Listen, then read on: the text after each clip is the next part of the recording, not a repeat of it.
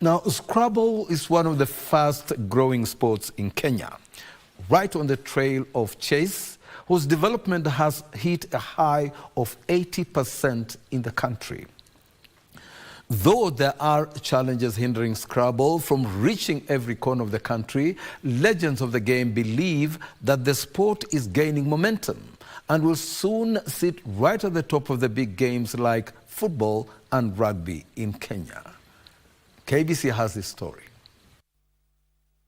It is without a doubt one of the most interesting games played, and again one of the cheapest sport that does not require so much in facilities but demands a lot from the mind.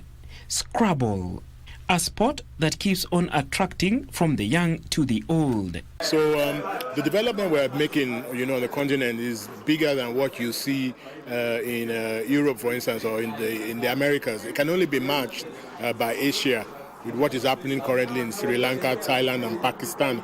But Africa blazes it, which is why Ghana, for instance, won the bid to host the World Scrabble Championship next year in Accra. It's because of what Africa has become in terms of Scrabble. Africa is about the most active continent in the sport at the moment, and that's that's thanks to countries like Kenya, Nigeria, Ghana and the likes. As interesting as it is, it's yet to spread out throughout the country, but the Scrabble Federation of Kenya is slowly rolling out events and programs to make the sport played in every corner of Kenya with its well-thought development plan. I think in the areas of youth development, I think we still need to develop our youth players. I know Kenya is doing, in actual fact, Kenya is about the biggest country in Africa when it comes to youth player development.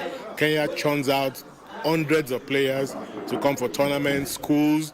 Kenya has even better than Nigeria, I must say, because I'm Nigerian, and I know that Kenya's program is much deeper than Nigeria's. Kenya has invested a lot in the youths, so they should just continue to do so, and then the rest of Africa should continue to do so as well. As you know, we don't have many females playing the sport. Over the weekend, we only have 2 female players here out of 24. So it's also good to have a lot of female players playing. There should be incentives to bring them into play. Like in Nigeria, for instance, we don't charge a female player to register for a tournament.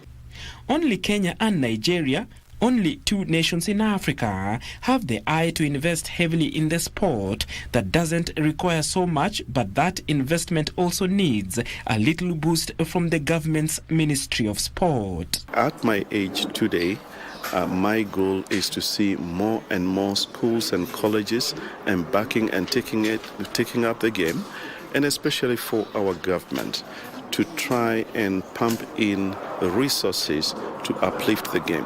Year after year, Kenyan players have represented the country, and this year in September, another team of about 15 players will be heading to Sierra Leone for the Africa Championship, a tournament that has been dominated by Nigeria. We want to see the sport grow to the extent whereby when we talk of athletic championships, we are also talking about Scrabble or chess championship happening across all the schools in Kenya. Because look at it this way, in all the learning except Swahili, all the other subjects are taught using what?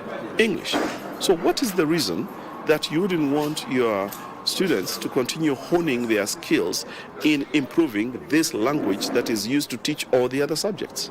Including the sport in the school's curriculum may be a big step in spreading the game to all parts of the country. Nowadays, if you check in the schools, they have got too many students, and they are unable to fit all of them in, say, a playing field.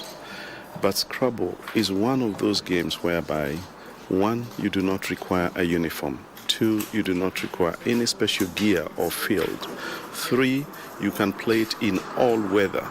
And for any student, you find that, especially those who are interested in words, crosswords, anything to do with words, and you are going to find that there are very, very many students.